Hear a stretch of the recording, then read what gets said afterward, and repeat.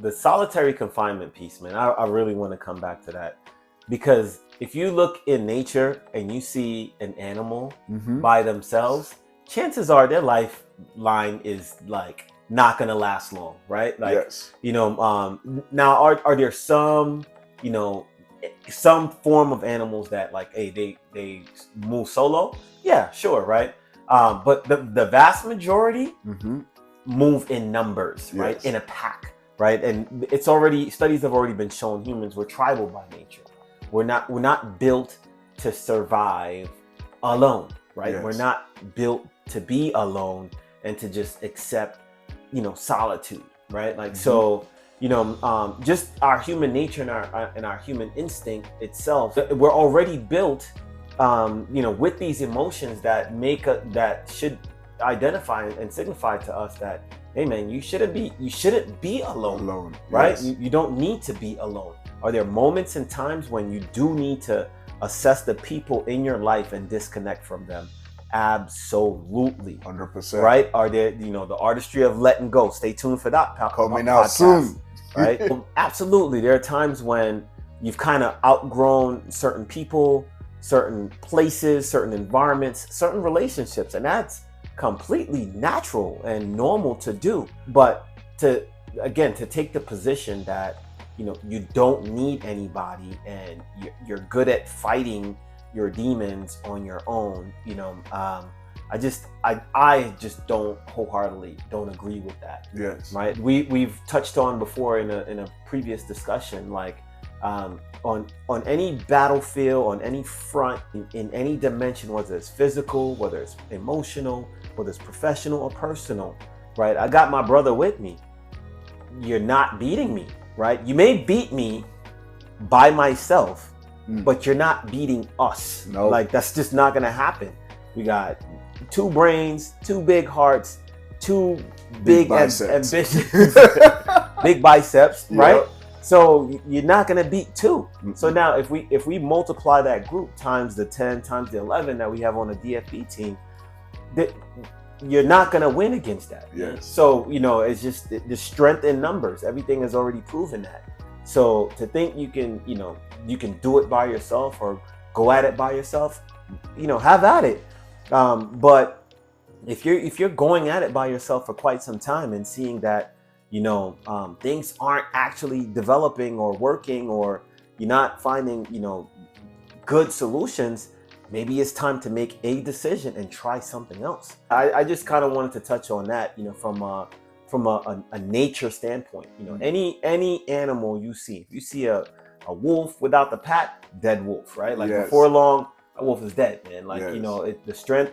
What they say, the strength of the pack is in the wolf, and the strength of the wolf is in the pack, right? Yes, that is well said, man. That is well said. You know, a community, a whole tribe of winners. You know, winners tribe, right? That's what we'll call it. You know, but that's all. That all plays a significant role into you going through stuff or whatever it is. Surround yourself around people, energy that you know they're gonna uplift you. You know, they bring smile to your face. They show you genuine love.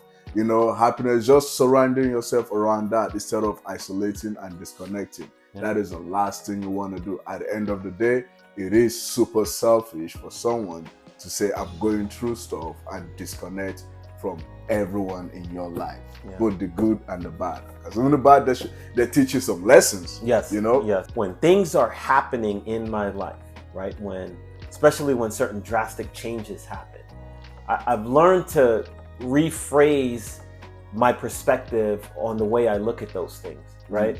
And instead of looking at it from, you know, this is happening to me, I try to look at it as it's happening for me, right? So if a certain relationship is not working out, then my mind is now, you know, looking at it from the perspective is because I'm handsome, I'm healthy, right?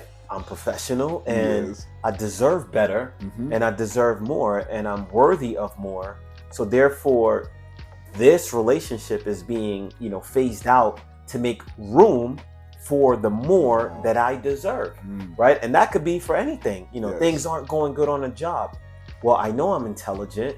I know I'm more capable than what I'm being assigned or I got to do right now. Wow. So therefore, the antagonistic nature that I'm getting from my supervisors or whoever, they're just, you know, reminders and just it's a you know, an energetic force that's, you know, tapping me and awakening me to the fact that, hey, you know, it's time for you to go after what it is that you're worthy of and what you know you're deserving of getting. And so every time someone antagonizes you on a job, it's like, okay, here's another reminder, right? So it's you can take that energy and use it to your advantage and say, you know what, I always wanted to, you know, be X, fill in the blank. Yes. Maybe now is the time that I go do this, right? Because I've kind of outgrown this space, and I've learned to look at those stuff in life as, right, like, you know, remember when we were growing up as kids, and then you had a favorite pair of shoes or a favorite pair of pants, right? Yes. And what happened when you outgrew them things, man? So hard to let go, man. It was so hard to let go, and they became uncomfortable. This thing that you love to wear became uncomfortable. It became the source of your discomfort because it was time to let it go. Artistry of letting go, right? Coming out soon on the next podcast. Yes. It was time to let go. So, you know, you use those things, those stuff in life as a reminder to pinpoint in the area of your life that you need to investigate and say, okay, here's where I need to dedicate some constructive energy, or use this as my motivation or my inspirational force to, like, or as a constant reminder, like, more and better is coming because I'm worthy of it. So now I just need to attune in to that frequency, to that, you know, to wherever that more is. Let me focus my sights, my energy on that, my attention on that. Yes. Wow. That is beautifully said, man. I love that piece right there. Wow. That is everything. Yeah. Man, the artistry of letting go. I'm telling you, guys cannot afford to miss this podcast coming up. It's coming out the next, when is it coming out? Sometime in April. Yes. Not going to leave the date yet, but sometime in April is coming out. You don't want to miss it, because in everything right here we're talking about, man, you know, I'm going through stuff. It literally means you outgrow whatever it is that you're going through.